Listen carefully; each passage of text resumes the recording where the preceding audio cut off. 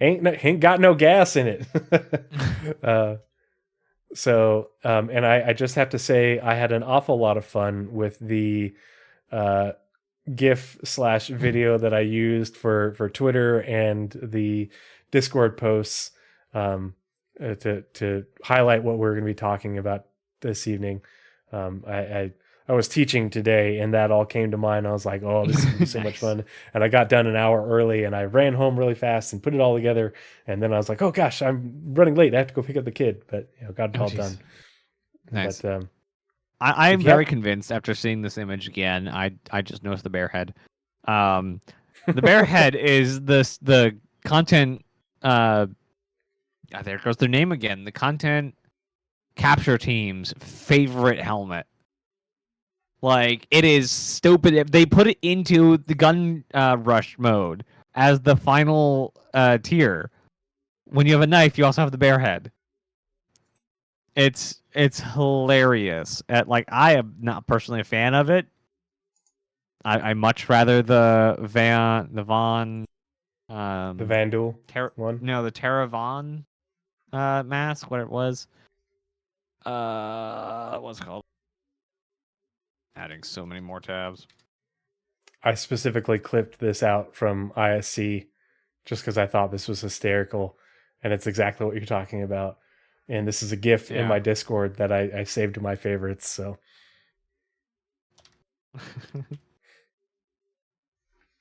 no, not Vandal. Day of Vara. Oh, the Day of the Vara. Yeah. Yeah. What's the serial killer's name?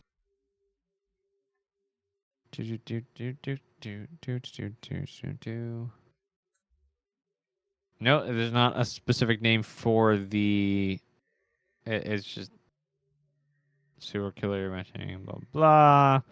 No, it's just Neville Lott and his version of the mask to commemorate the serial killer. Everyone knows humans love a good serial killer. Anyway. All right, so let's get started with the Post Mortem. Yep. And so this is one of those things where there was multiple Spectrum posts asking, hey, where's the 318 Post Mortem? Where's the 318 Post Mortem? And Jake just kept on saying, it's not done yet. We're working on it. There's a lot of data to collate. And there's a reason why it's this effing long. And it's because it's the Post Mortem for the most monumental patch and patch cycle, because it was 318 and 319 in the history of Star Citizen, in my opinion. So only tail server meshing, but yeah. Yes. Mm-hmm. And there's even, we're going to be touching it later, there's even in the reply of a certain somebody who has not posted on Spectrum for 4 years, it's even going to give us more information on why what happened in this patch happened. Yes, a lot of really good context regarding hey, why did PES and why did 318 happen this way? Not only beyond what we already know from what they've talked about with the changes to the PTU patch cycle in terms of it not getting the stress testing that it needed, but also the guts of it and why the guts are not as sturdy as we would like them to be. So I'm going to get us started, and then while Nazeris is continuing, I'm going to go get some more water, because lots to talk about this evening. So Alpha 318's launch. As many of our players experienced, we launched Alpha 318 on March 10 of this year, and alongside a bevy of high-profile new features like Salvage, the Vulture patch flyable ship, the surprise Scorpius Antares, new rivers, and new missions, the biggest headliner of the patch was our delivery of persistent entity streaming, which completely rewrote how we save state in the game and ushered in the beginning of the promise of a truly persistent universe where players' actions could remain in the game for others to interact with and create a lived-in environment where you could literally leave your mark in the PU. And just as importantly, PES was the necessary final stepping stone to delivering static server meshing. Many who follow Star Citizen appreciated how consequential and important our delivery of Alpha 318 was for us and the game itself. Many teams at CIG spent most of the second half of last year finishing our persistent entity streaming as we deployed it to our public test universe servers for testing in December 2022, and then spent the next 3 months attempting to harden and improve it for launching to our live Star Citizen service as quickly as possible. However, when the moment of truth came and April and Alpha 318 shipped to live, the shock to the system was beyond what we had projected.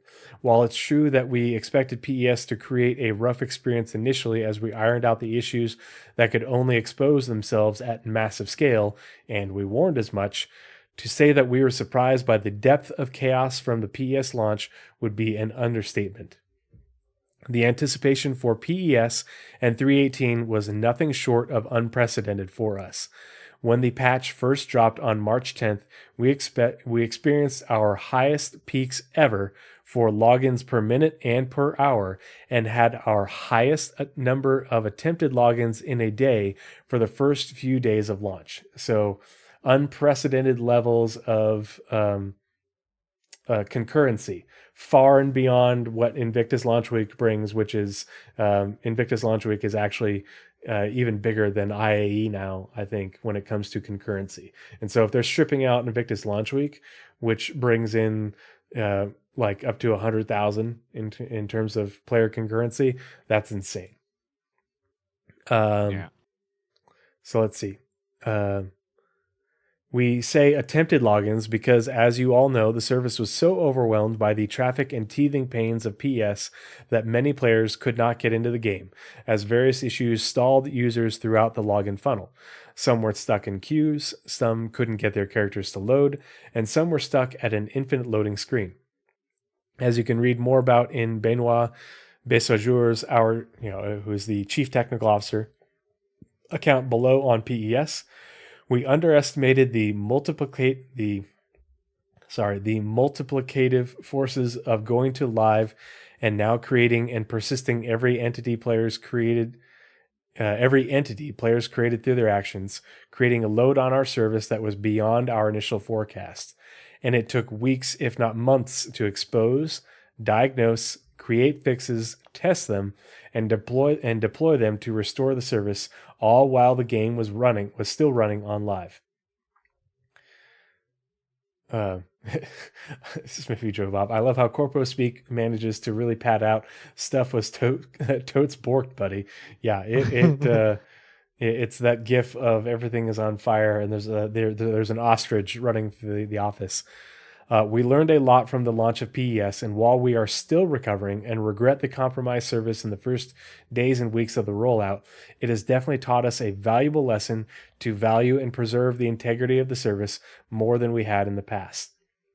That's why, as we begin to roll out the replication layer split and crash recovery, two things now enabled by PES, we will do so gradually. And as we begin to deliver server meshing, we will create dedicated testing channels to harden those new technologies further and implement standards and thresholds before we graduate them to PTU and then live. You'll start to see the ramifications of that later in the year and hear more from us later about our new approach to deploying potentially disruptive and game-changing new tech to the game service. But it comes down to us truly committing to preserving the experience for the hundreds of thousands, if not millions, who now play Star Citizen as a live service game, albeit an alpha still in development. So, I want to know Naz who wrote this. I think it was really good. The sentences could have been broken up more. This is the first time they said disruptive. Yeah. This is not Jake. This is not anyone that regularly makes posts. Well, I'm sure they had a hand in it, but this is definitely a collective effort for sure. Yes, but I'm talking about this intro specifically is somebody who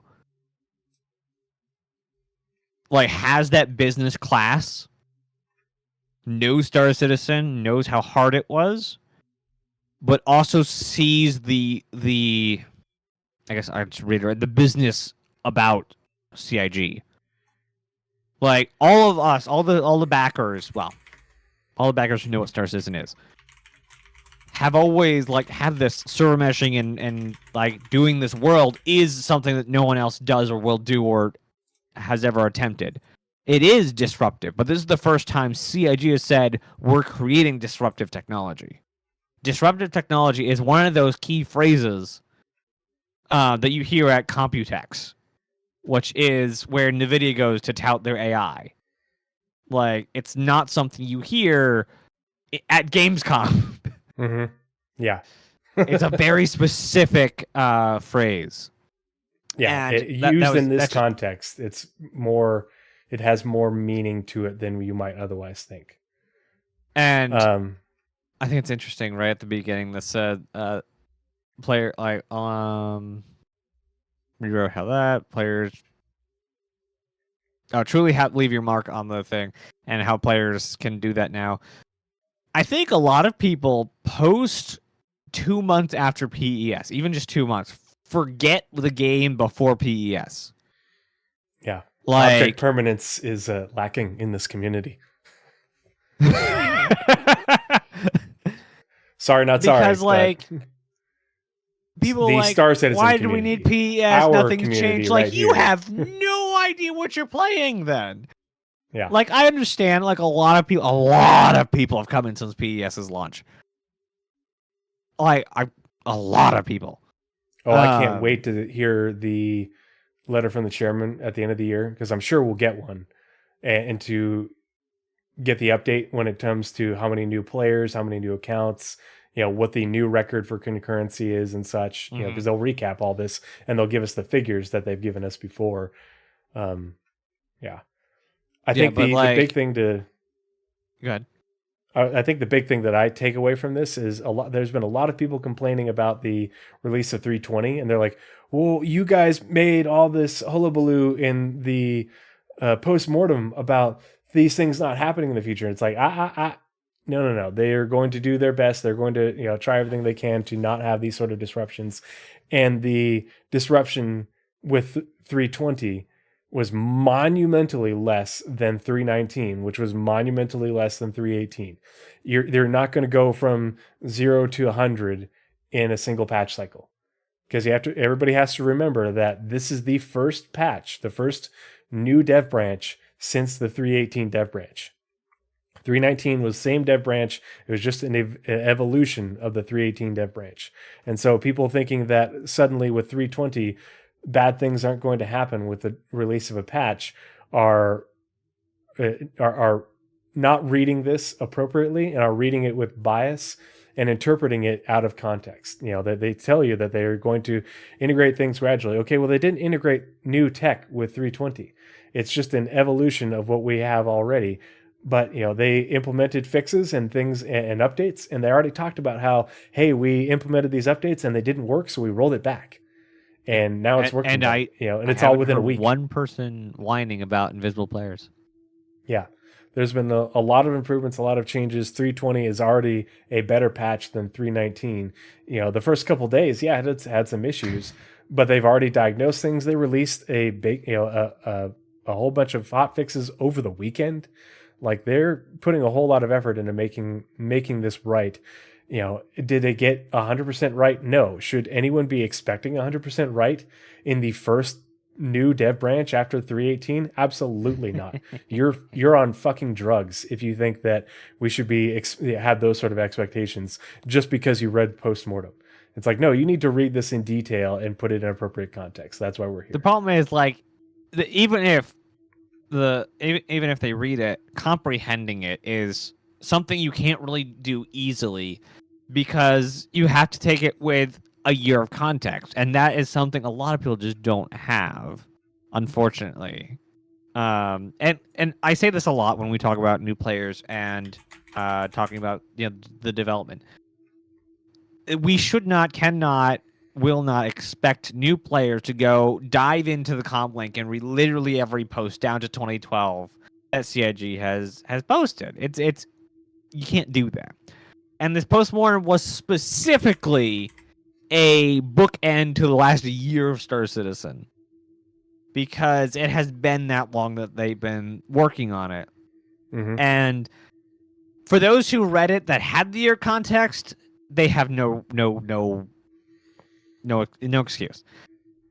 But like you said, like this, that they didn't say that it's going to be better. They said they're going to try and be better. And people, like you said earlier, they don't. A lot of people don't stop reading when they stop reading. They read into something and they apply bias or subtext where there is no subtext. You said it was going to be better. Yes, and it is better. It's not perfect, but it is better. Like, it's an improvement. A lot of stuff in the 320 is a lot better. Frame rates are up again. You can get a pretty consistent 60 in some places.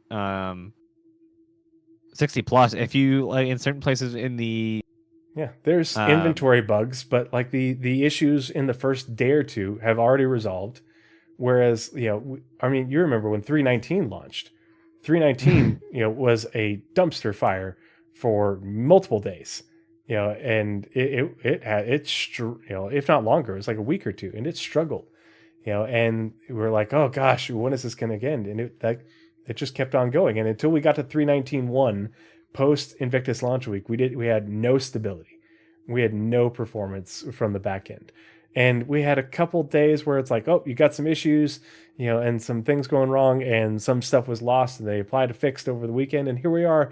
And now 320 is in a great state, and it's going to continue to get better because we have planned .x patches. And I don't know how many people logged into the game when Lorville was first added, which was the first true landing zone. I think there was Levski, but Lorville was the big one. There was no getting over 10 FPS. Yeah, there just wasn't. You weren't getting it, and you loved it. Like it was a game that like did something no one else did. Fully realized plans with a entire city plopped on it, and you could just walk out the city. And like no one had done that yet, and it's a weird thing to be like, wow, we just now have full item persistence, or like we have a marginally good or a marginally better patch being 320, and like, wow, this sucks. It's like I'm getting well over 60 FPS over here. Talk about that sucks. Like, yes, some people have a lot of bugs. I fortunately don't have a ton. I seem to dodge a lot of bugs somehow. But like it is so much better. But like we're not at the point where we're ready to do that push to beta yet. So whatever stability we have is good stability.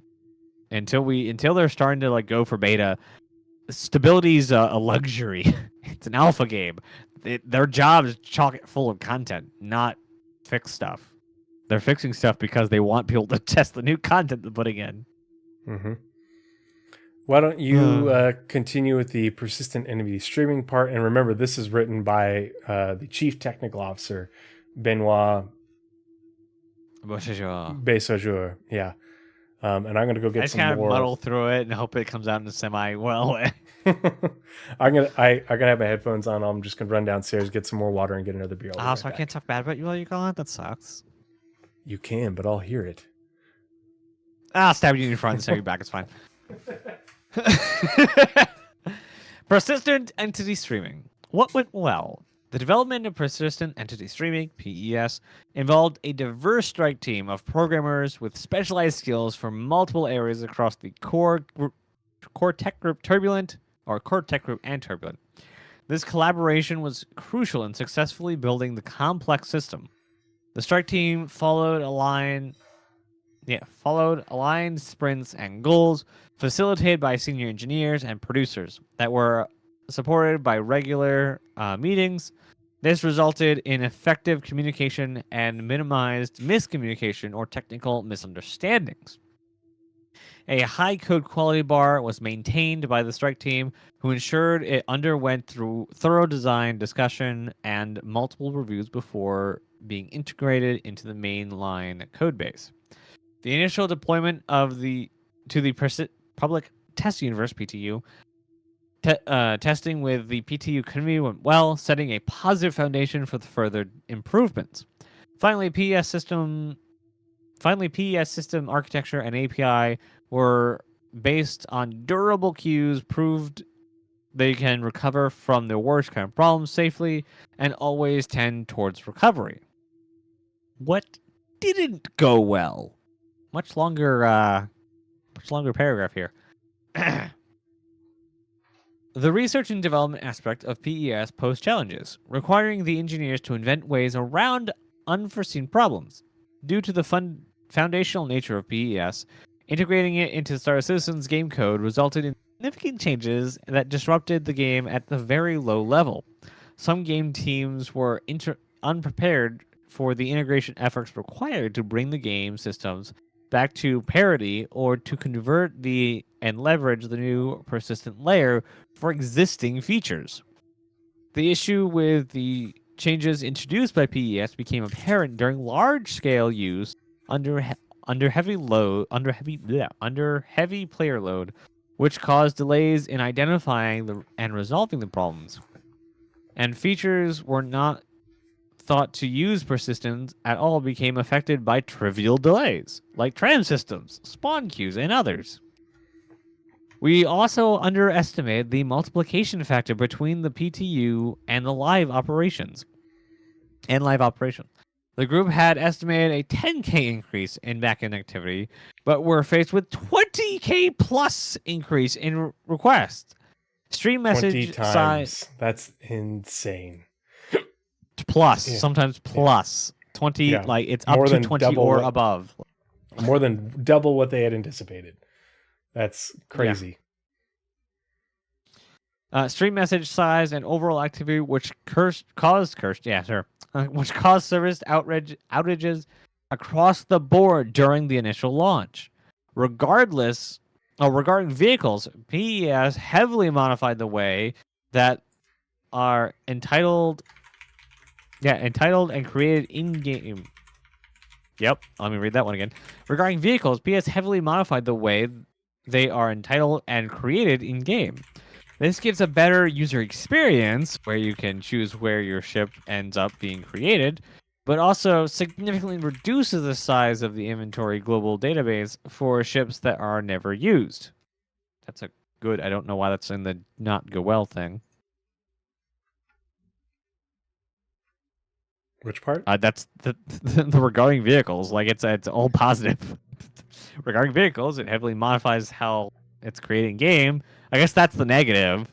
They have to do a lot of work, but this gives players a user But also experience significantly and reduce the size of inventory of the global database. That's a really good thing. It's the first line. It took a lot of time to implement, but it gives us lots of bonuses. Great. I'm glad they did the work.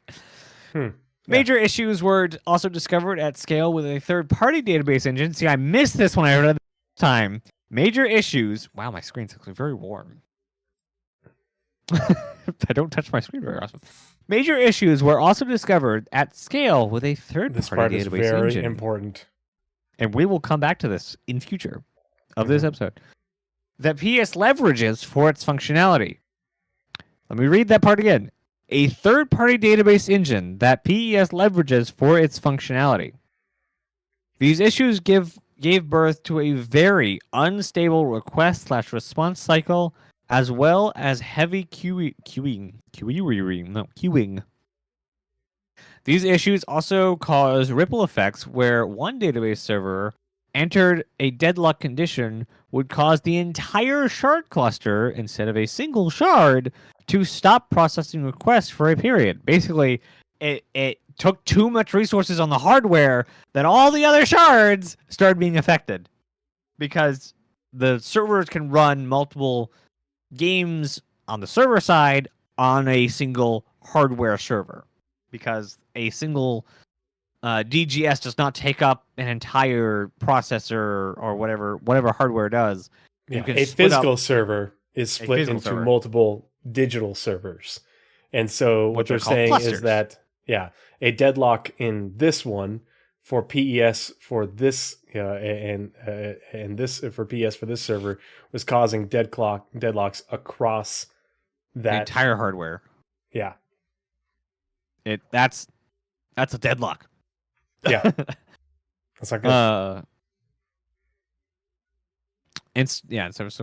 This was a major cause of the instability throughout Alpha 318X until the team had identified the problem or identified and programmed a workaround to alleviate the effects. They didn't fix it. They found a different way. Mm-hmm. Additionally, multiple locking problems at scale were discovered in the global database system. Same engine. Ooh, that's that's a stabby one. Yeah. It's like it's still their fault. Yep. That would cause a periodic stop of all requests to the inventory systems. Yeah. If you want to know why we don't have lockers yet, I bet it's that. The team also had to investigate and report to our vendors to determine. The team also had to investigate and report to our vendors to determine workarounds and ultimately fixes that would prevent the database engine from locking. So, oh man, that's another stabby one. So it wasn't CIG being able, it wasn't their tech that they just like throw a engineer out and say, go fix it. They had their QA go at it. Okay, now go report to the guys who actually work on it so they can do their QA on their side so that they can tell their engineers over there to get on it to submit a fix to you guys so you can QA the fix so you can integrate into the code. So this is a great analogy for why Star Citizen CIG has built their own engine to run Star Citizen on instead of licensing an engine from someone else. Because if you license an engine from someone else, you are wholly dependent on them for adding features and updating the engine to do what you need it to do. Yeah. Cough, Unity, cough. And oh, yeah.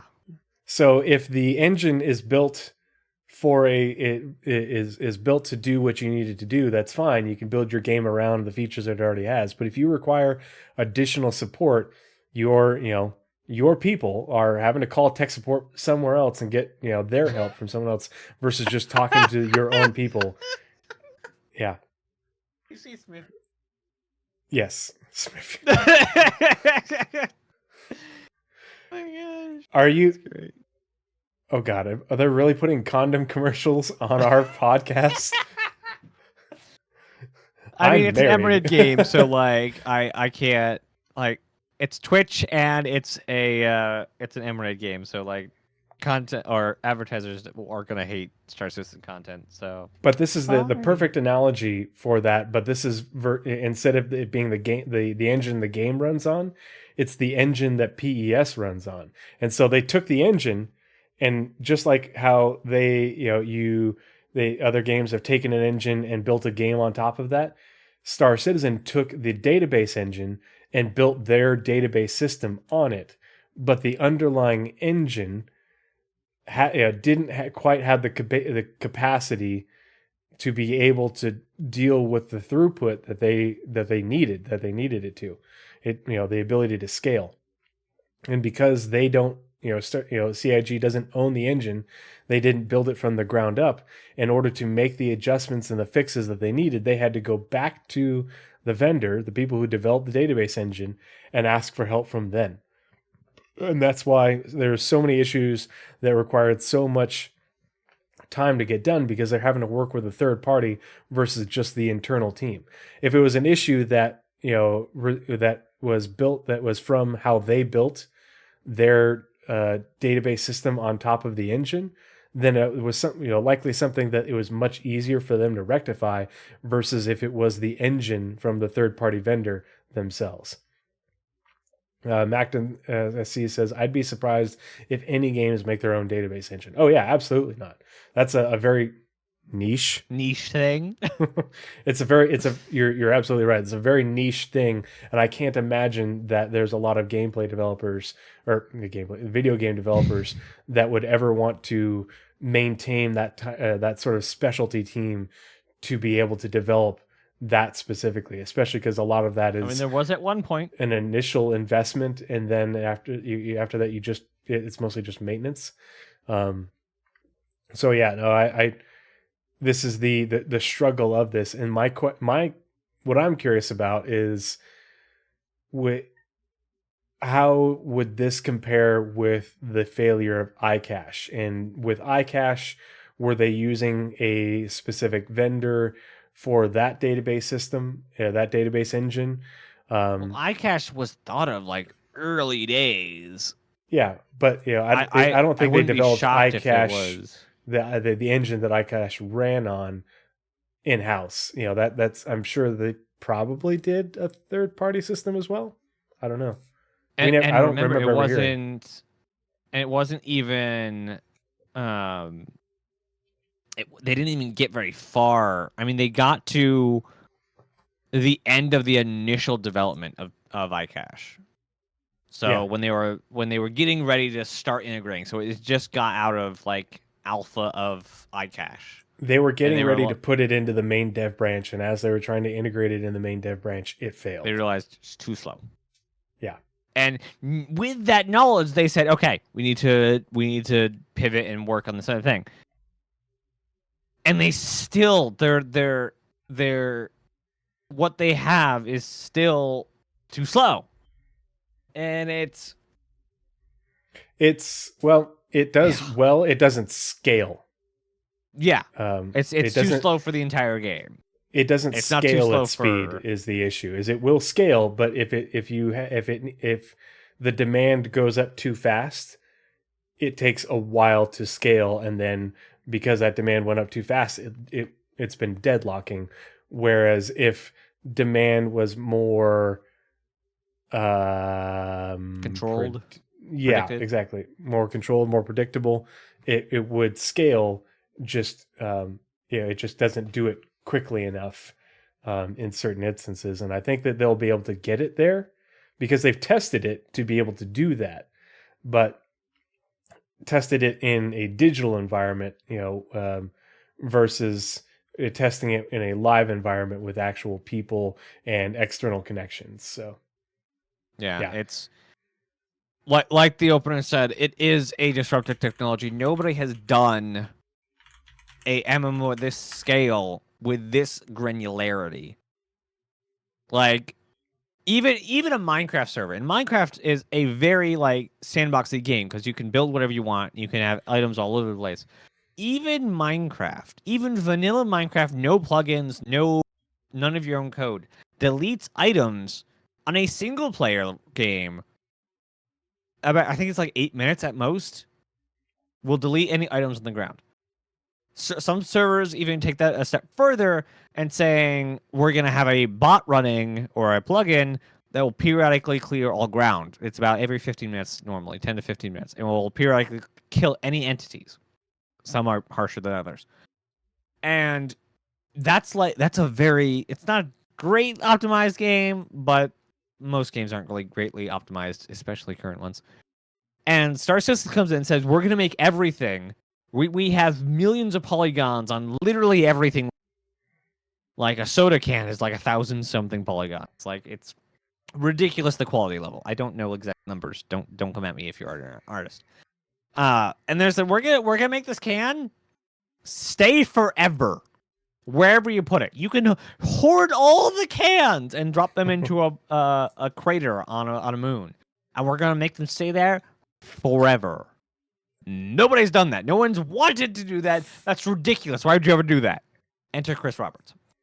Like that's the weird part about PES is it's no one's ever wanted, like they've wanted to try this. Everyone has wanted to try this ever evolving, expanding universe that lives with its players, not exists and your players play on it like a game board. Like most games are like a game board. You play on the world. This one plays with your players. The board is with the players. It evolves with your players. I think the big thing is that the scaling in response to demand is not going to be as feasible as they'd like. I think they're going to have a buffer in terms of database ability, because it can scale. It's just if it scales too fast, beyond what's immediately available, then you start running into issues. I think they're going to have to utilize more resources in terms of running the database than, here's the bare minimum and we'll only scale it up when there's more demand. kind of like the idea for dynamic server meshing. Once you reach a point, then we'll spin up more servers. I think they're going to have to reduce that threshold to be able to say, okay, we can't let it get stressed to this point before we start adding more resources to the for the demand for the database system. I think they're going to have a larger buffer, have less demand, and that way they can approach the you start adding more resources at the 70% mark instead of the 95% mark. So that way you're already adding resources, and start, spinning those up well before you start getting to that higher threshold where you start having issues. The issue with that is that costs money. And no game company that runs a live game on the internet wants to spend more money for servers than absolutely necessary. And that's part of an issue with Star Citizen and its development running a live service is it is so expensive to run that. You can see it in the annual financial reports, how much money it costs for them to run the live service. That's part of the reason they took that big initial investment. Right. So I think that's probably going to be part of the the solution to the problem is you can't run Star Citizen's live service as lean as they would like to. They're going to have to fork over more money. Yeah. Yeah. And hello, AO, also part of the org. Yes, Aodonin. Yep. Am I saying that right? Yep. So really glad to have you. Glad you could join us this evening. Always welcome. Sorry, Naz, I got you sidetracked. Oh, that's but fine. That's like the super important. Yeah, that's. I think we're pretty good to rant on this stuff because it's not like surface stuff. This is deep stuff. This is, like I said, a year in review, basically. Like Deep that's how long we've been working with Nazeris. Yeah. Welcome to Deep Thoughts with. So we got 2 more paragraphs than the future. So in the engine, several shards reach previously unknown hard limits of the maximum number of allocated entities. This thing scares me for making games because I know Unreal Engine has one too. Like you are not allowed to have X entity or Unreal entities above this hard cap. And for sandbox games, that it just basically means you cannot build anything else. And it is an engine level hard limit. And it is terrifying because I really want to develop a voxel sandbox game on Unreal Engine. But like, how do you not hit that limit if you want everything to stay around? So I haven't figured that one out yet. Forcing the team to seed/create new shards and cycle them out, diluting the effect of persistence on those shards. So basically, after a server lives for so long, they need to kill it. Because they just don't have any more ability to make more entities. No more cans. What the heck are you guys doing? I'm flirting with North End Trooper. We know each other IRL, so it's allowed. That's it. Okay. Several bugs were uncovered in those unstable times. I need someone to come reread this as Tolkien. With the error handling in parts of the login flow that bricked some accounts. Oof. Yeah, no, that's the accounts that we've heard of. Cat, I need those arms. In some accounts in different ways related to character creation. Server crash handling was discovered to take much longer account of time due to a new process that kicked in during the Post Mortem analyst. This affected the shard Post Mortem and delayed players getting stowed back to the global inventory, which could result in a player being stuck in a shard. So that was basically all the horrors of PES, and there's more to go because we have an entire other post to read about the horrors of PES. Basically continuation of that paragraph, except from a higher level perspective. Mm-hmm. What will do better / future plans going forward? We'll finalize and use the new cloud test launcher to adequately, there we go, stress test the engine's shard at scale. So their cloud test launcher is basically being able to run clients like players from the comfort of the office. Like it's kind of like Quantum, except Quantum are if Quantum were players, there we go. And being able to say, here's 100,000 system, and if it's a repeatable process, they can use the cloud test launcher. That way, the thing we had where they had a 20x they were expecting 10x players from PTU, they could test that. They could even go further and say, what happens if we have 100x from PTU? And they can test that. Yep. I think the misnomer, people read this and thought that, oh, this is already done. It's ready to go. They'll use it in 320. Why 320 have these problems if they have this tool? I don't think it's done. I think that going forward, I think it's the same state as kind of like Rastar. Yeah. Like it says we'll finalize and use the new cloud test launcher. Yep. Yeah. Yeah, it's not at the 1.0 state. Mm-hmm. Yeah, they have used it. They are using it for several things. They've been talking about it for like little test things that they do now and again. Like the QA team has a version of this, but it is not. It's not built into their release. The release pipeline yet.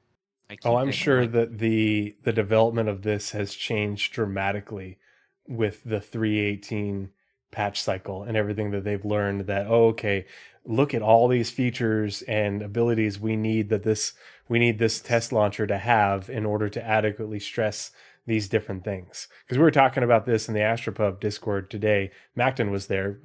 He was part of that conversation. And this is why I was like, I don't think it's done. I think that's why part of the reason 320 still had issues is because I don't think this launcher is quite done yet. I think that they got so much information out of the 3.18 patch cycle that they're like, okay, we needed to do this, we need to do that, and we need to add these different things so that way all these different it has the ability to test these different aspects of the database in different ways to prevent this. But I don't think it's done. I don't think it's ready there. Ready for them to I don't think it was ready for them to use during the 3.18 or 3.20 QA and dev cycle. Unfortunately, Smithy said if they can simulate players and their behaviors, does that include flying? And does that do you? And if it does, do you think that they can make NPCs that can fly around racetracks? I don't think it's that granular. If they can fly and maneuver a ship in whatever physics, it doesn't matter what they're doing as long as they're moving the ship in physics. Yeah, it's just going to show. They're like as long as they're navigating around an area, using up CPU or whatever, creating entities, navigating a 3D environment, FPS in space, going on trams, simulating the trams, buying, selling things. It doesn't really matter what the goal of these NPCs are, or these headless testing things apparatus. So I don't think we'll be getting NPCs racing. Well, I mean, we have the stuff to make NPCs race. They just need to dedicate engineering time to make them to connect the systems. Because we have the 3D environment stuff. We just got they just got to tell the thing, or tell NPCs how to generate a line to go through it, and then they can use their trait system that they've been working on for virtual NPCs and so on to give us an idea, or give the NPCs an idea of how risky they are. How much are they going to push their ship? Are they going to play it safe and pull back their speed, or are they going to push their speed and end up in a wall? So there's a lot of dev to go on the personality of flight, and if you just make other racers, like if you play any racing game, you'll see all the racers in the game will have a slightly different way of taking a turn. They'll push the speed a little bit differently. They'll brake at different times. And they need to spend dev time to make that kind of personality changes into the game, especially while leaving developers free. It's now a racing game. They need to pilot to the area to then switch over to racing mode in like the NPC brain to then go around the track. Is it a 1-lap track? Is it a 3-lap track? Is it a weapons-free track? There's a lot of dead time still to go on NPCs doing. That was a big rant.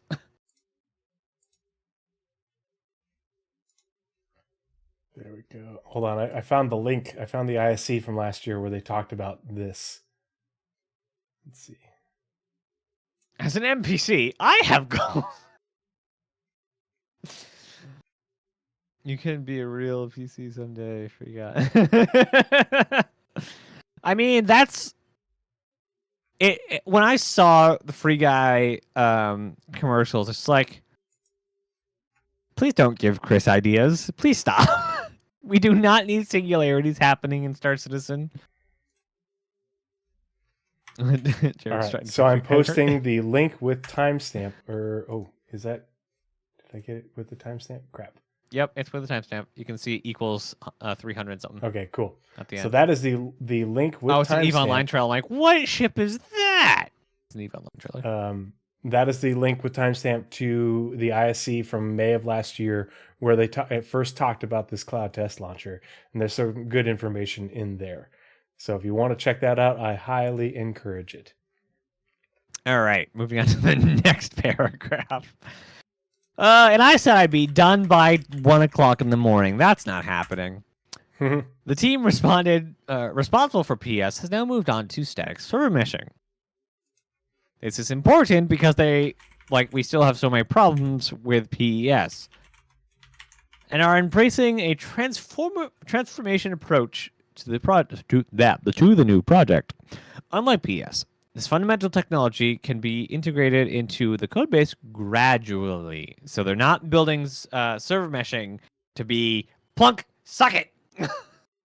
It's going to be, what can we break up? What features, what code bases can we split up to be able to put it in the engine, make sure it doesn't explode, and then put the next layer on. Kind of like building a skyscraper one floor at a time. Their whole skyscraper is server meshing. They want to put in just one layer at a time and make sure it doesn't explode. Can we integrate the code gradually, avoiding a disruptive Big Bang approach? What I just meant. Parts of server meshing tech are already available to the game team for testing compatibility with their game features. Combined with the Cloud Test Launcher, this approach aims to facilitate a smoother integration process of server meshing. See, if people thought that first line in the first paragraph meant 320 was going to be better, they did not read the second paragraph. They didn't say, with the next patch, they specifically are applying what they said in the first paragraph to this process of server meshing. Basically, server meshing and 2024 are basically the same thing. It is going to be a year of trying to get server meshing to work. Yep. By implementing these measures, we aim to enhance our testing capabilities and mitigate integration challenges, ensuring smoother delivery of fundamental technologies while minimizing disruption to the game. So this statement right here is pretty poignant. Parts of server meshing tech are already available to the game team for testing compatibility with their game features.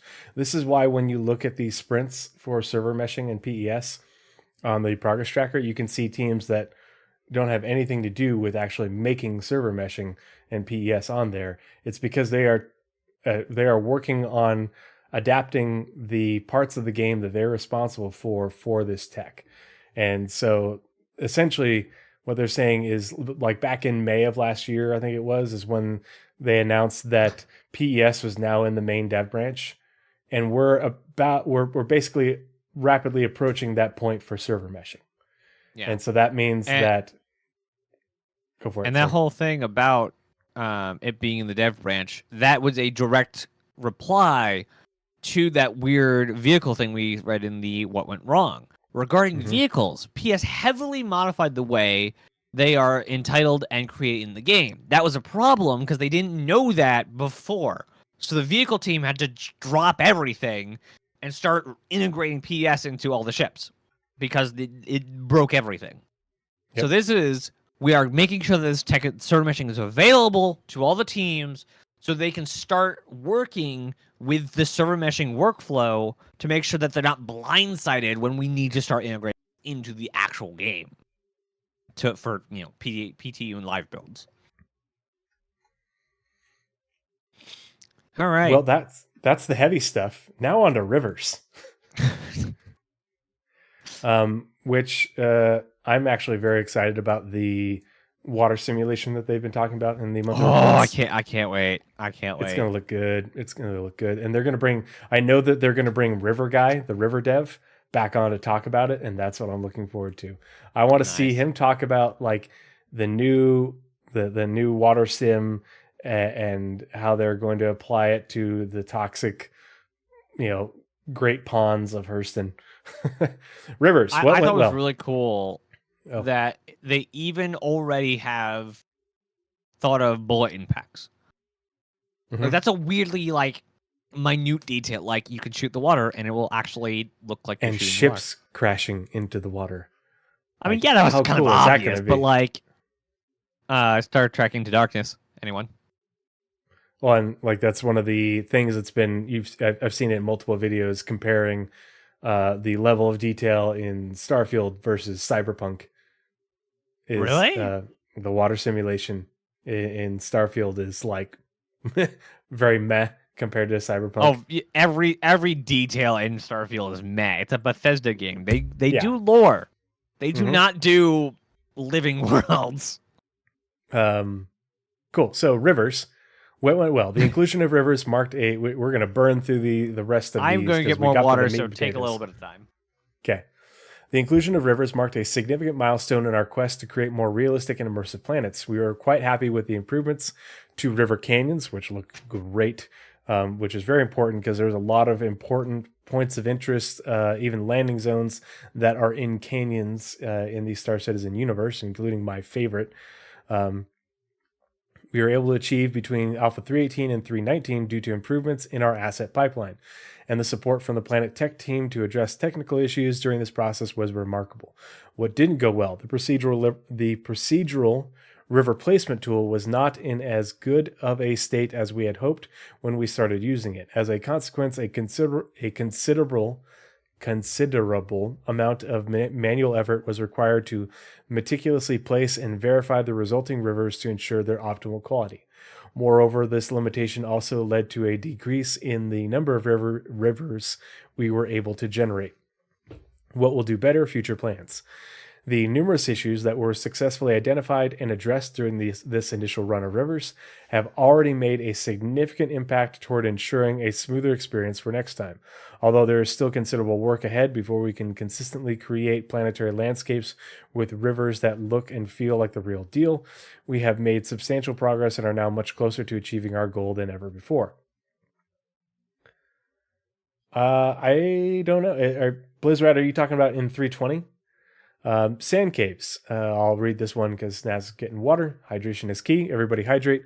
What went well? We were very happy with the results of this initial push to develop an improved pipeline to produce individual rooms for all cave archetypes and to also define the visual identity of our sand caves.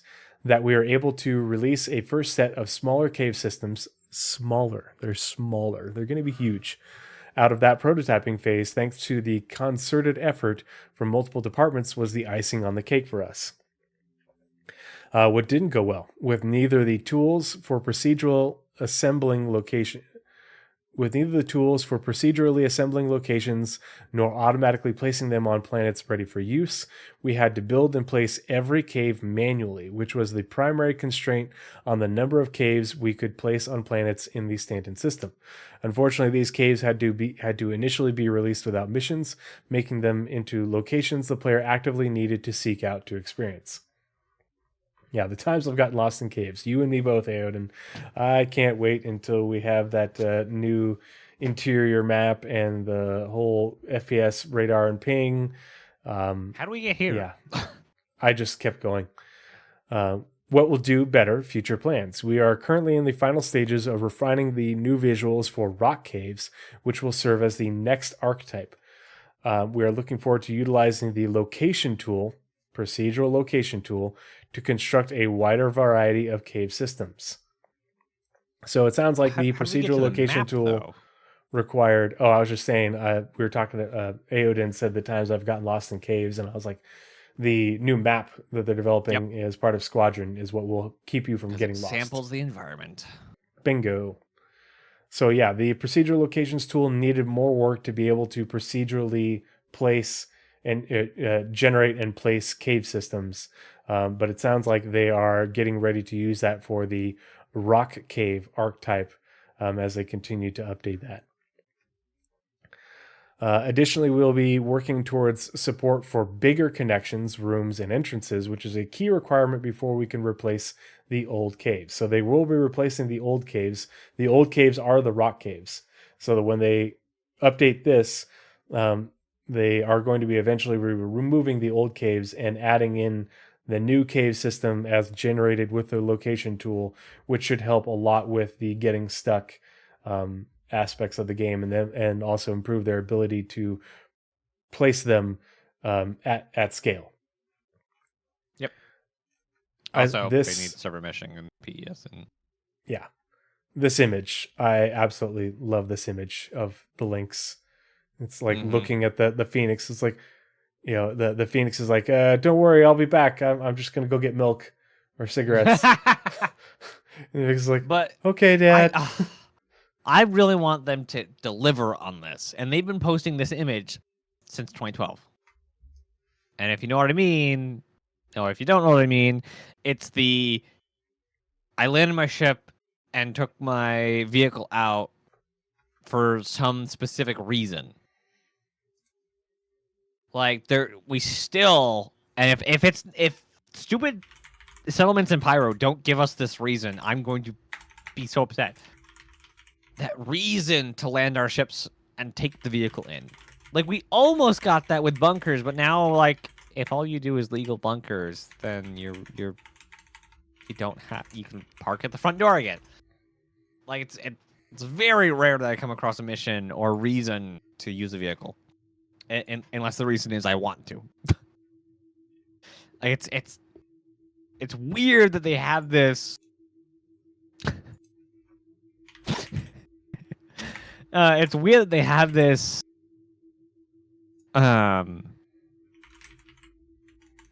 recurring idea in all their marketing of driving vehicles, and yet they have no reason in the game. They haven't really talked about a reason, except for like maybe EM storms, maybe turrets, and that's as far as it goes. Anyway, PTV racetracks.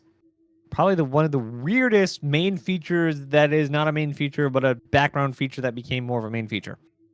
And then it was an ISC feature. What went well? It was created very quickly. We went into it. I think it's fine. We went into it like they had, like they were planning on going into it. We went into it with the idea it was a simple location with a short time frame and minimal impact on other teams. However, we achieved a lot more in 3 weeks than we were initially expecting.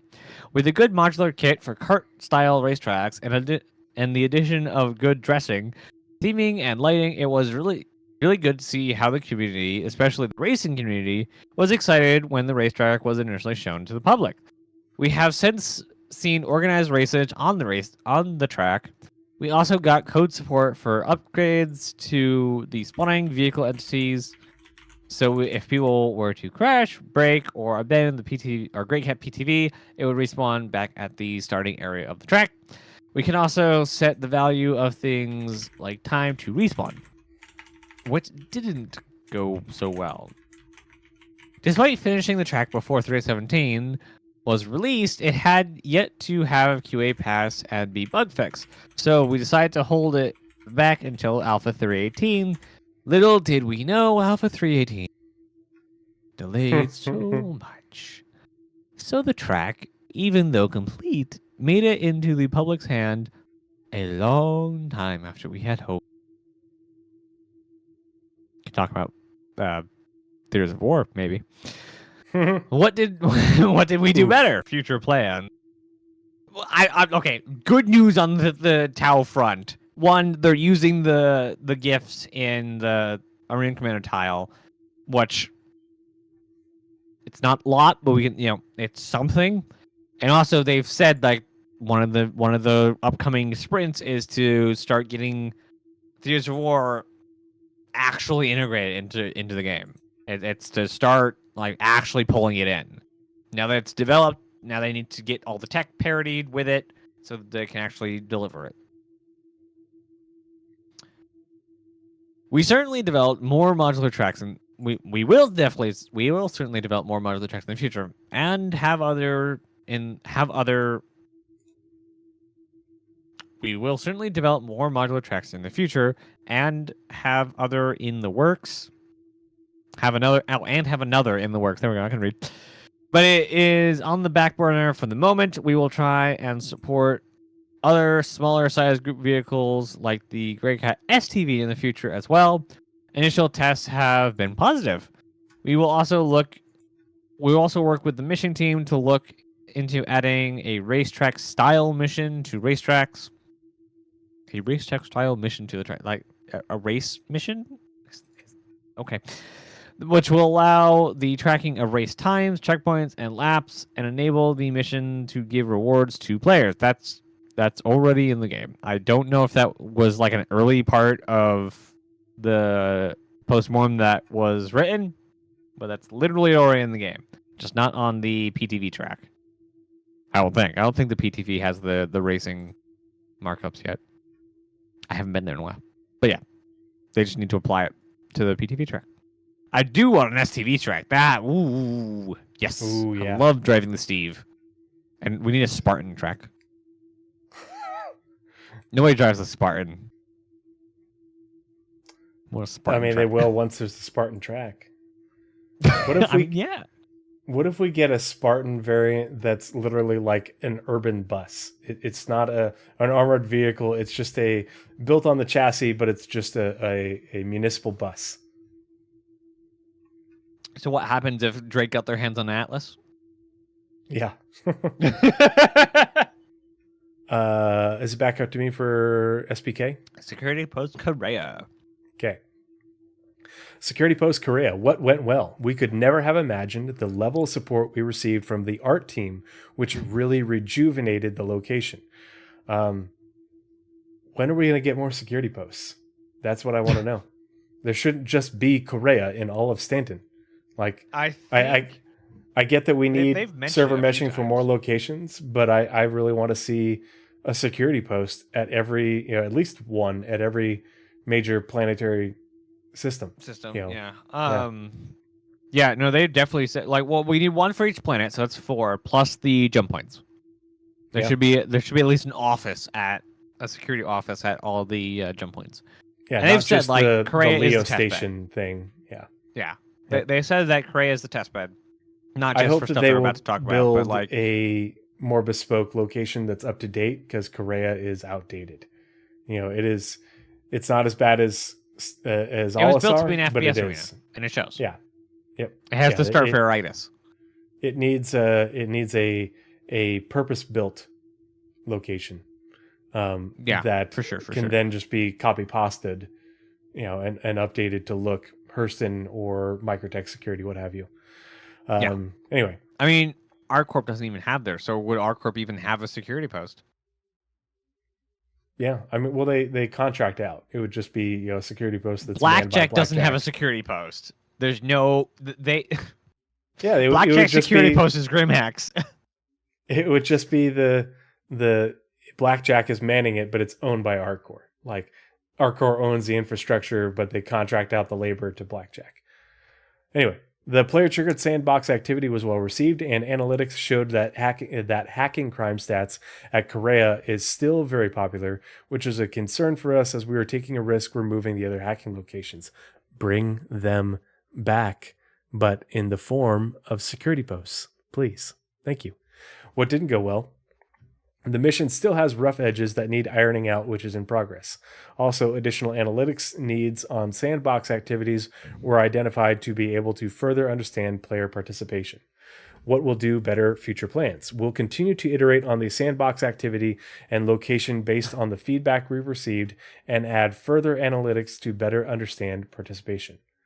Whoa, Victura! Oh my goodness, coming in, dropping the Gifting the subs, you mad lad. Victura, thank you so much. Gifted a tier 1 sub to Radarid, KSP, KP Invincible, Danger Hobo, Neurodyne, and Aetherdrift 369. Let's go. Victura, thank you. You gentleman and scholar or gentle person and scholar. Thank you so much for gifting those subs. And just a reminder to everybody that any and all monetization with any both YouTube and Twitch content goes directly in its entirety to stackup.org. So that gift, those subs will go to stackup.org. Victura supporting a great cause. Call me that in person, Sarge. Yeah. In a few weeks, I will. I want to see your channel make another supply drop for the end of the year. I'm still so they told me that we were sponsoring a loot crate, and I just haven't been updated on who the lucky recipient is of the loot crate. So yep. I just want to see you get another one for the end of the year. Like you were playing like 1 year, we're gonna get one thing. This is gonna be the whole goal, and we get two. Yeah, that would be amazing. I think we're gonna continue to make really good progress. Yeah, Victura, sure. As a reminder, I am going to UPS in the post office tomorrow. I've got a bunch of things to ship out to multiple different people, including Blizzrad and Victura getting a patch. I got oh my gosh, more subs. Jeez. It's a finger slip. Victura, you mad lad. 5 more gifted subs to got North End Trooper, Naz, Robert Vose, Biker Scout, Champasta. You generous fool, you. Thank you so much. Oh, I can do crayons now. That's a non-professional discharge. This is also a really great shot of SBK. I'm a fan. But thanks again, Victoria, for all the support. It means the world to me. And if I had money, I would have. I don't have money. It's about time that Nova Forge guy subbed. Naz Naz pays me content. in labor. That's how I pay. Yeah. Mm-hmm. Yeah. Yep. Yeah. Yeah. I handed him a podcast. Like, come on. Yep. Back to you for Jumptown. That's the one in the song, right? What went well?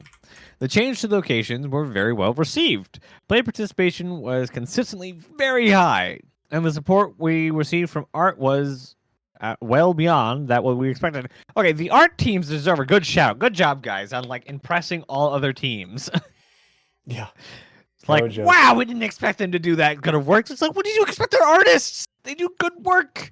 Have you seen anything else in the game? They do good crap. What didn't go well? The implementation of PES led to performance issues around the location after a lot of ships were destroyed. We also wanted to redrop the locations with Rastar. However,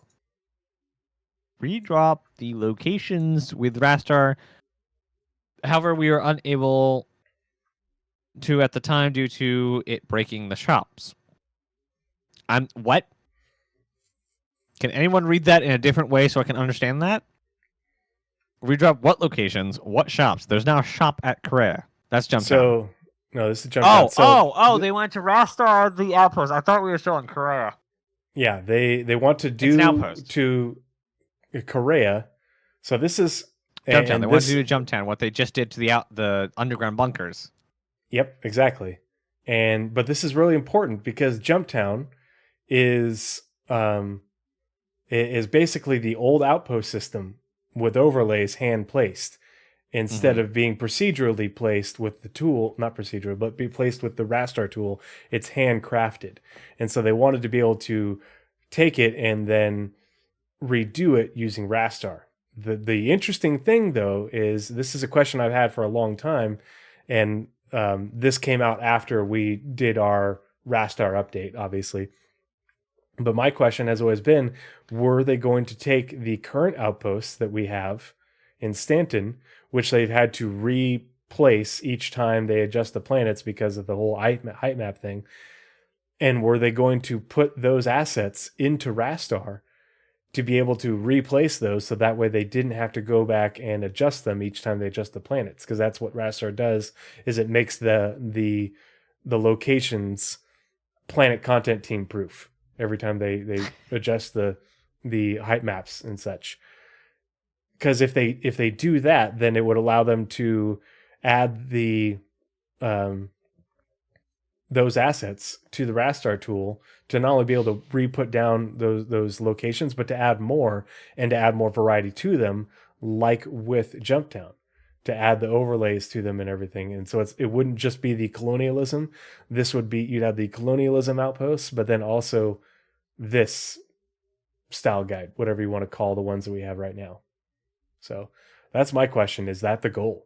And they've never said other. I imagine it is a lot, like, because we're supposed to be like, they sold the Pioneer with the current with the what was current, the old outpost system.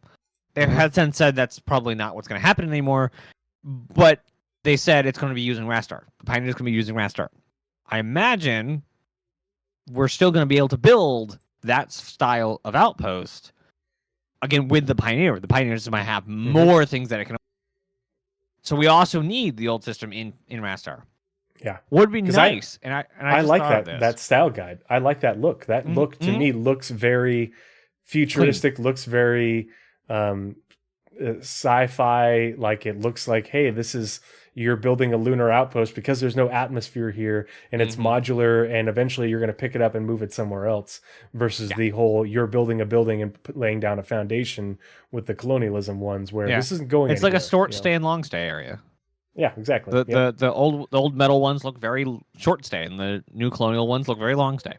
Yeah, you're coming here for the duration of the science project that you're working on this this planet or whatever, or for however long it takes you to collect these resources in this area, and that's it. And then you're moving on. I think I wonder if they have plans, or have even thought of getting a template or like a foundation in Rastar for basically a, I don't even know how to articulate this. Basically a pedestal that you can put a procedural location on it, like Whistler's Crypt, and that would give it an area that it would not let the terrain break it, because Whistler's Crypt, at least in 319, was completely overrun with planet changes. And I'm wondering if they had ever thought of maybe merging the two, giving a way to put a procedural location into Rastar to get the planet fixing things that Rastar has.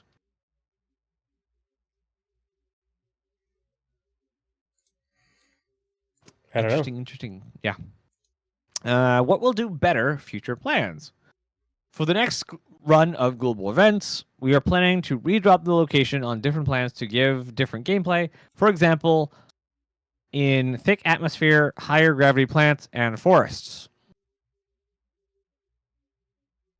Okay. Where's Jumptown being run this run around? I don't know. I don't jump down. I've wanted to, but the servers, man.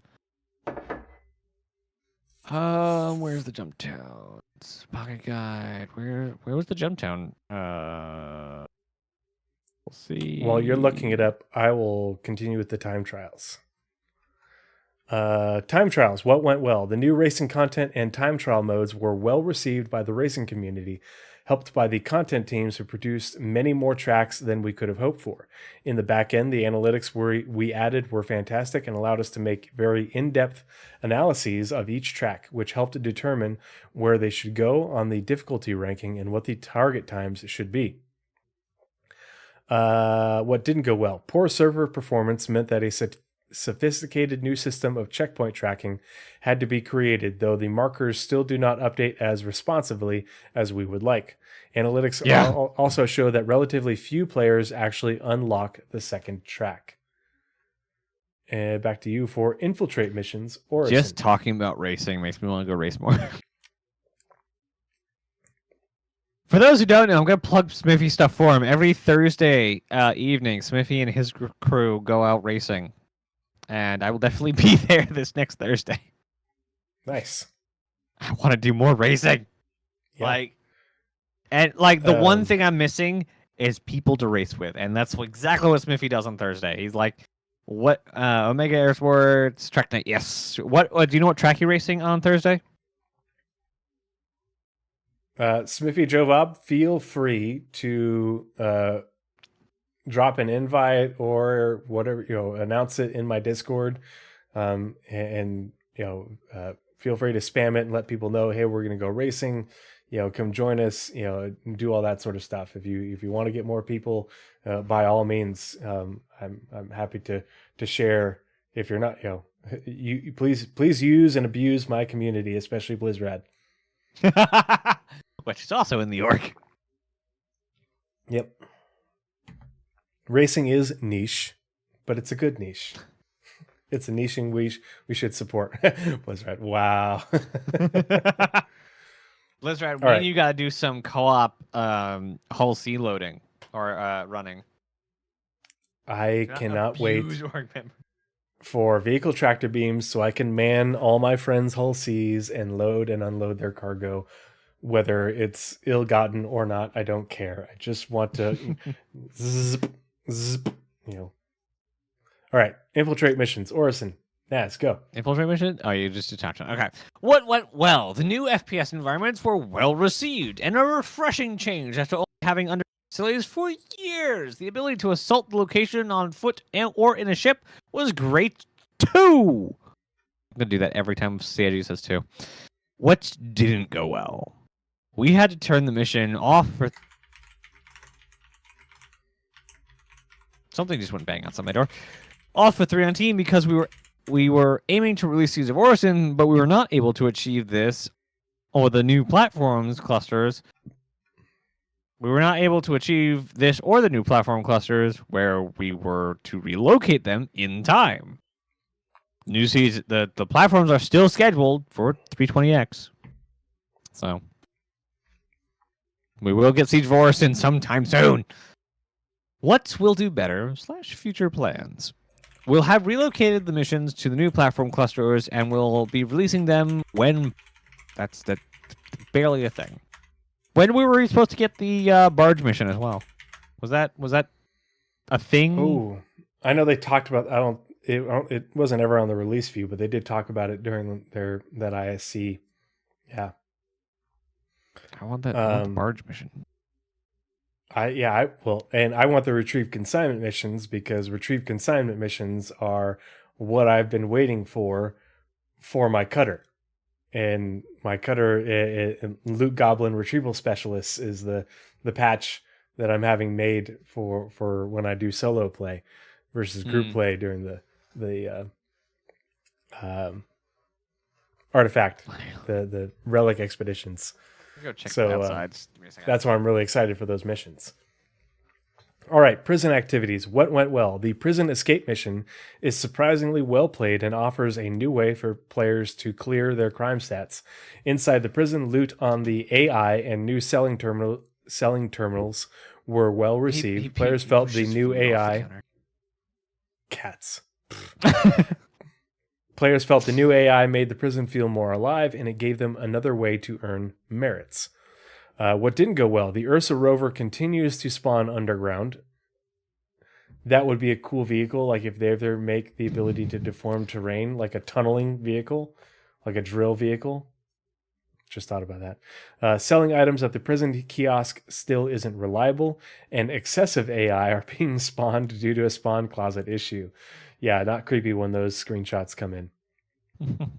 What will do better? Future plans. For the next release, we'll fix any bugs we can, including the Ursa spawning issue. See? How cool is that image? And they want to be able to do this, but with Rastar.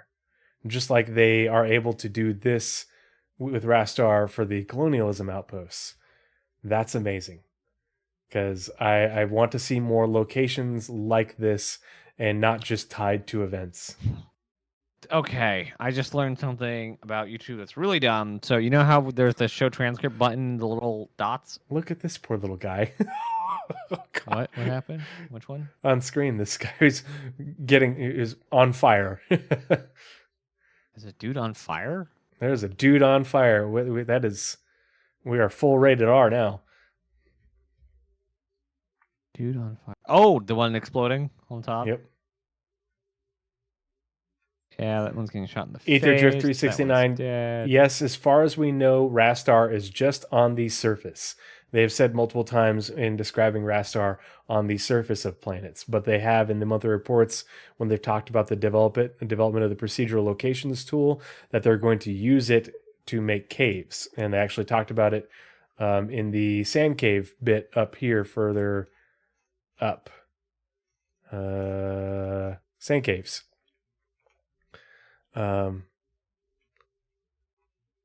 With neither the tools for procedurally assembling locations, not automatically placing them on planets ready for use, we had to build and place every cave manually, which was the primary constraint on the number of the caves we place. We are currently in the final stages of refining the new visuals for the rock caves, which will serve as the next archetype. We are looking forward to utilizing the location tool, procedural locations tool, to construct a wider variety of cave systems. So, alrighty. And back to you for the Drake Vulture. The Vulture. Right after I find the tab I'm looking for. The Drake Vulture! What went well? Adding the long-awaited starter of salvage career alongside its gameplay loop was a great milestone for the vehicle team. They finally got one. They finally did it, guys. They finally released a ship with its intended gameplay. Hey! Cry in all previous career ships. While the vehicle was started some time ago, we had held onto it to ensure it released strongly with the gameplay loop rather than without. Yeah, the Vulture without salvage would have been dumb. Mm-hmm. Like, yeah, probably the worst offense of that. Like, even the Herald is a better ship than the Vulture without salvage. Like, yeah. And this allowed the team to squeeze in more features onto the ship to make sure it hit all current standards. So it is, okay, for all intents and purposes, gold standard ship when it got into the game. What didn't go well? A few complaints surrounding the traversal of the ship due to the gameplay mechanics were somewhat a product of the salvage mechanic evolving over time. Required more manual input than initially expected during the vehicle's concept in 2019. AKA, we didn't know what we were doing, and then we had to change stuff in the middle of it because we didn't know. This is the problem when you start building stuff before the thing you're building it for exists. And Shelty Mike, again, same podcast with Tomato, did a whole bit about this. What will do better? What will do better? Future plans. Releasing vehicles alongside their gameplay loops earlier in the project. See Starfarer, Reclaimer, Herald, MSR, Terrapin, Drake, Dragonfly, PTV. Like you're gone. It's something we've been striving to do in recent times, and we'll continue aiming to do this. Basically, it's nothing. You've said zero things. Entire paragraph. Argo cargo, Argo personnel, even like all light fighters. Their gameplay is not in yet because light fighters are not supposed to be system traveling things. They're supposed to be on a thing like the Liberator or bigger. So I'll throw them into Scorpius and Terrace.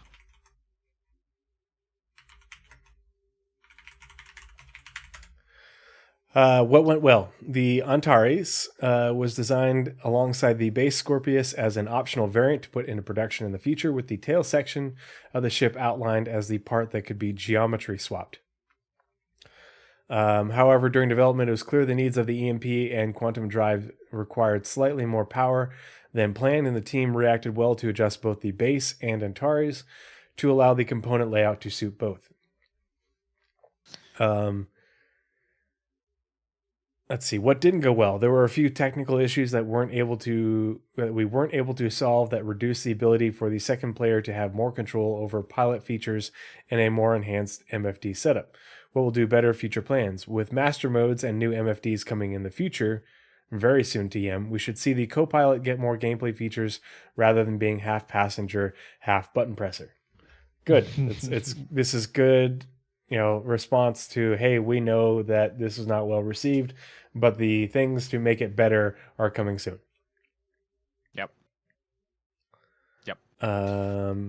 Back to you for salvage and cargo. Vehicle gameplay. So we talked about the Vulture, now we're talking about the gameplay and the cargo gameplay that actually came with it, which people started doing way more than they were salvaging. What went well? We were able to support both feature teams, introducing 2 key features into the poo, with salvage requiring a lot of time to be spent on the art assets and cargo requiring a pass across all ships by design. So, big feature. What didn't go well? Unfortunately, the scope of the work for salvage was drastically underestimated. As we thought the existing UV2 damage system, all ships would be suitable out of the box. However, we very quickly realized we'd have to do an entire pass on every ship to up the quality, as you were looking at the visuals much closer than the damage system. In addition, the gameplay mechanic was built around the idea you'd be able to 100% scrape the entire hull. However, this wasn't a consideration in the UV2 damage setup. So some areas were inaccessible, causing frustration to early testers who couldn't 100% a ship. This is all in past tense, by the way. Like, all of their didn't go well is all in past tense. They had thought that UV2 wasn't good enough, but they fixed it. They had this problem where you couldn't 100% ship, but they fixed it. Like, that all happened in the beginning phases, or the development phase, and then in PTU phase. Like, in the PTU phase of 318, I think it was 318, whichever patch we got salvage. When you got in, very few ships were properly marked up. And then as each PTU got done, more and more ships were more and more salvageable. And it was like seeing them get work done in real time. It was really cool to see. What we'll do better / future plans. We now more closely integrated with the teams working on big features like this, so issues can be found and investigated before development properly starts, rather than being looped in once prototype has been completed. I believe this has already spawned fruit. I forget the actual idiom. Born fruit. Born fruit? Yes, either bear fruit or born fruit. Has barren fruit. Born. Past tense. Anyway, I forget what it was for, but there was some feature where they were able to realign it because of this learned thing. Anyway, on to more salvage hull scraping with 0311.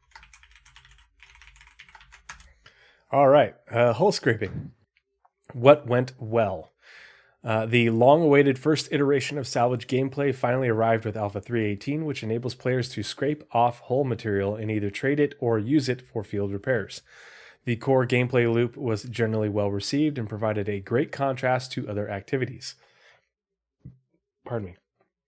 We also expanded the harvestable system with shipwrecks and salvageable metal pieces, and introduced the first miniature version of crafting by allowing players to create a few select items using RMC. Releasing hull scraping alongside the Drake Vulture meant that the ship could come out with a proper gameplay system, and the Aegis Reclaimer finally has appropriate gameplay available to it. What didn't go well? A lot of features and systems hull scraping was relying on were still in active development when we were building the core gameplay system. This meant that the feature was handed off to the EUPU team with a fairly compressed timeline for release. This is why we saw so much of it going on during PTU. We addressed the way players would find salvageable objects in the universe way too late in the process, and the balance work for salvageable object distribution was not properly mapped out. Not all vehicles could be upgraded to the new damage map, meaning some vehicles still won't work correctly with hull scraping. Let's see. What we'll do better future plans. We'll change our approach to how early we get other teams involved, meaning that downstream teams get involved as early as the prototyping stage. We've also introduced additional milestones where downstream and content teams can review and approve the progress we've made before we move on to the next stage. This is a pretty cool image. Yeah. Got Lorville rework, mining improvements, Vulture, what's the wreck? Ghost Hollow, ArcCorp. Oh, ArcCorp because the new player experience, Invictus, another Vulture, saddlebags on the mole looks like, hull scraping from the Vulture, and a nice shot of Lorville. The Lorville rework. All right, and Alpha to kick off 319. Alpha 319, go for it. All right, salvage contracts. One of the biggest things to happen to salvage since 318. What went well? We're very proud of what we achieved. Initially, we had only expected with hull scraping, but we were able to get cargo and brand new detachable components feature included. This mission was well received by backers too. What didn't go well? We didn't choose the best ships for the mission, as only some have detachable internal components and gold standard hulls for scraping, which we only found out after the fact. RIP. And due to developer illness, the first release saw a very rough passive cargo spawning, meaning there was no time to properly balance or verify that all items could be sold. Yeah. That created quite an interesting first iteration of that one. The economy team... Ooh. Interesting. The economy team had to change the values of their ship weapons very late into development. This was necessary to balance the problematic insurance issue, which needs a further rebalance. The change meant some backers were disappointed having gotten used to higher rewards. So they kind of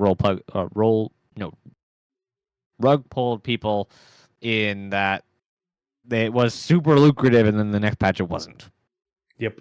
But it was overtuned, so they retuned it. It wasn't supposed to be up there in the first place. What we'll do better / future plans. For the next release, we'll choose more appropriate ships with detachable internal components. That's it. Yeah, not next patch. 320, next release. Isn't in 320 there's a lot more ships with detachable components, or was that not yet in that? They're always working on it, so I don't know. Yeah. Probably. I thought there was more coming in 320. They said something about that, or maybe that was later. I can't remember. New player experience. What went well? We received a lot of positive feedback from new players that the new player experience has helped them learn the game. The visual upgrades to Area 18 have greatly improved navigation alongside new control and contextual hints. Throughout the development of the new player experience, we've been able to make many improvements to our mission system, such as the introduction of mission persistence, which allows us to resume a mission at the last active objective if a player loses connection or experiences a client crash. Okay, sweet. Now do it to the rest, because this is what we need. What went well? The mission is largely modular, but not entirely so, which means more work is needed to bring it to other locations. We didn't have sufficient time or support to teach the player inventory management or interacting with shops. In terms of the production itself, New Player Experience was a cross-team initiative and as such was complicated to coordinate. Production support for New Player Experience changed a few times as it wasn't owned by a dedicated team. Additionally, we didn't have sufficient support to remedy the visual issues with the existing HUD elements clashing with the new control and contextual hints. What will do better? Future plans. We've started working on modularizing the remaining parts of the New Player Experience to reduce the maintenance and allow us to bring it to multiple locations. We will also introduce additional components to NPE, such as inventory management, shopping, and more. Yeah, so this is like the tier 0, tier 1 of the new player experience. Tier 2 will probably have at least one more, if not multiple more locations, as well as adding in these other functionalities to it. I wouldn't be shocked if we got new badge in it Yeah, in the IE patch. that would actually be a really good idea. It Yeah. would be. I wouldn't be shocked if they actually got it in there. hmm The RSI links. What went Look well? at this. Like, they already, The flatbed. it's a cart, which is already a weapon of mass destruction, and they put missiles on it. What could go wrong? I would love for them to add cargo grids to carts. Now that we have cargo grids for everything, well, the attempted Mhm. cargo grids for everything, I would love them to add cargo grids to carts so we can actually like stick stuff to it. It's not because once you put stuff on a cargo grid, it no longer becomes a physics object, Mhm. and so it doesn't try and bounce around. So I want cargo grids and carts. Cargo grids for everyone. Makes sense. The RSI links. What went well? The links started off as a very simplistic adjustment to the Ursa, but as we progressed, we felt it deserved more. So it ended up with a virtually all new geometry and materials part, and sits well with the Constellation Phoenix, the worst luxury ship in the game. We also managed to cram a huge amount of interactive content within the vehicle, including animated chairs, TVs, lockers, and fridges. I think the Lynx well outshines the Phoenix. I don't feel like a luxury ship when I'm walking in. I don't know. Yeah, we Maybe a personal thing. definitely, the Phoenix needs. The whole Connie series. The whole needs Constellation lineup needs a whole glow up. It's bad. Like, Yep. the more ships come out, the more the Constellation looks bad, and it sucks because like that's a lot of devs. Like, that's like the Constellation brought people into the game. Yep. Connie and Freelancer are going to be a big. The Connie series and the Freelancer series are going to be a big undertaking to get those up to current standard. What didn't go well? Increasing the scope of work for the vehicle, primarily redoing the entire cockpit area, resulted in the vehicle team working longer than expected, leaving less time for other teams such as VFX Audio to do their work. But still got done and everyone went home happy. What we'll do better / future plans. Next time we'll ensure scope adjustments are discussed with all teams and that they're not unnecessarily waiting for all aspects to be delivered to start their pass. This is, again, an adjustment to the entire pipeline that downstream gets in sooner. Like, that's basically a lot of the stuff every time we talk about downstream teams, like even the new play experience. My camera just died? Oh, I'm back. Weird. Just a little stroke. Yeah. Anyway, yeah. Downstream teams getting in sooner. And then Fury and Fury MX. Mirai, Fury, and Fury MX. What went well? Despite its size, the Fury series is one of the most complex vehicles we've ever put in the game, requiring complex animations and state machines, all compressed in a very small space frame. It was also delivered ahead of schedule, as we were so excited by the vehicle we actually started production before the concept pass was officially complete. Vehicle features made a pass on the gimbal thrusters to make them work as we had envisioned. This means that the Kar2All and Santok Yai will benefit from this in the future. Cannot wait. Not only for Kar2All, Santok Yai to get these articulating thrusters or gimbal thrusters, whatever they want to call them, but this is eventually what's going to be used on everything with gimbal thrusters in any sort of way. So your Valkyrie, your Cutlass, the upcoming Legionnaire, the Terrapin is another one. All those are going to fly much differently in the future, as intended. Just a tech thing.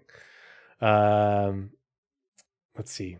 The MX's Blast Shield was our first proper foray into integrating custom building blocks UI into the vehicle pipeline rather than reusing other assets, such as door control panels.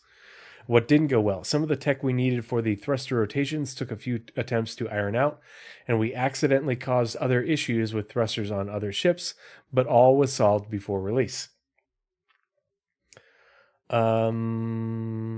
The MX was originally intended to have generic missile racks, but it was clear early on they needed to be bespoke to prevent them from launching into the body or wings when changed for alternatives.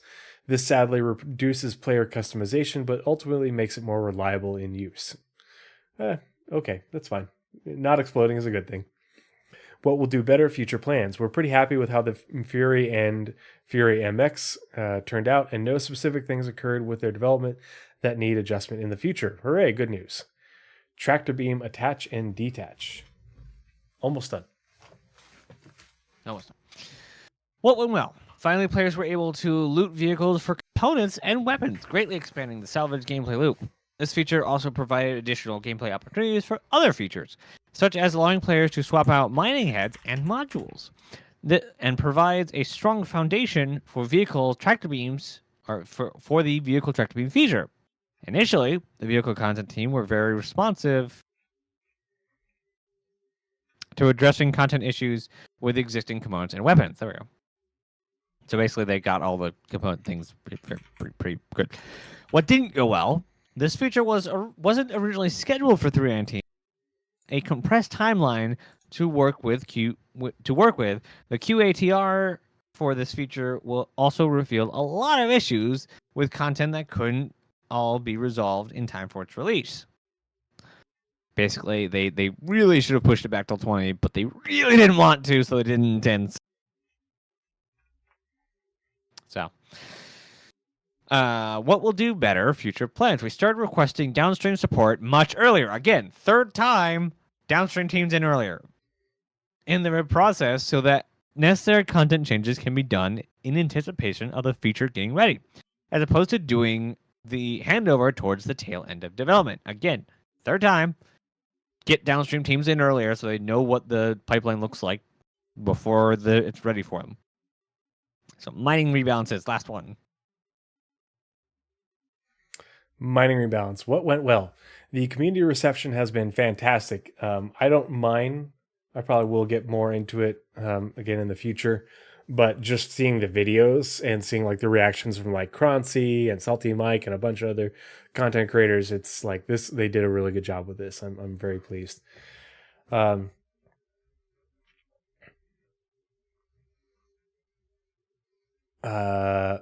Smithy Joe Bob, they were totally joking. He didn't actually die. The person didn't die. He was just joking. You know, it's you got to go watch it again. Let's see. Long-standing metas and balance issues have been resolved, and mining is now a much more nuanced gameplay loop that allows for multiple strategies. Changes to tractor beams greatly benefited the mining gameplay loop by enabling the ability to swap out mining heads, modules, and pods. We also identified a better process to balance gameplay loops holistically. What didn't go well? There were some issues that we couldn't properly resolve until after the release, such as mineable rocks always exploding. That's not good. And the redistribution and rebalance of shop prices required a bit of back and forth between various teams before we got it properly implemented.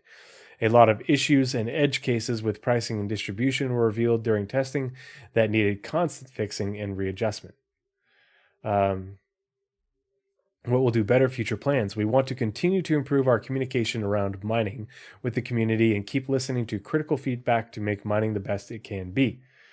We also put more trust in the data we gather to help inform future design decisions around mining gameplay. They've been doing a good job of it too. Mm-hmm. Yes. And all I can say is, do another. Do it again. I mean, we have the large miner, right? Is that what's supposed to be? The RSI large miner? It's supposed to be above the mole. And then we have, again, the RSI freaking Orion. So they have plenty to expand mining. So here's my thought. They are working on the Polaris right now, and then they said after that will come the Galaxy and the Perseus. I think in parallel to one or the other of those is when they'll be working on the RSI Minor. I think it's going to take a while to get the Orion, but I think that that'll be like an unannounced, that they'll work on in tandem, because we already have lots of mining gameplay, and they'll want to introduce a large mining ship before they move on to the Big Daddy. I know you love the Orion. I'm just saying, I think that's probably what's going to happen. I think that's. I think they'll creep up to it. I don't think it's coming in before we get there. Like, I think we're going, because they had, or they, it was. Did we have hand mining first? Or do we have prospector first? Prospector, I think. Okay, so we prospector, then we went hand mining. Then we went vehicle mole, then vehicle mining. Yeah, I think the mole came before the rock. Interesting. Pretty sure. So it's not a great example, but they are slowly getting bigger. And now we get the large one, and I don't think that I think they would put the large one in before the capital one, because the Orion, because we don't have anything that does capital anything. Even the Reclaimer doesn't really have capital reclaiming yet.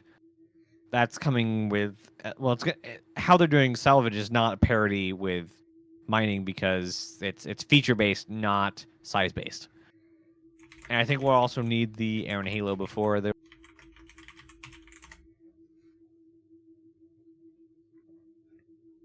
So, should we move on to the Return of the King? Yeah. So, calling this last segment, the Return of the King, just because it's funny and ironic, and it made for a good GIF / video. Don't you mean GIF?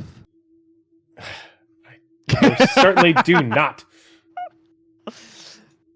Here, I don't like my videos with peanut butter. If you haven't seen it, I was very proud of this.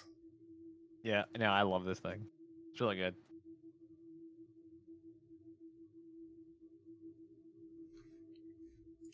So,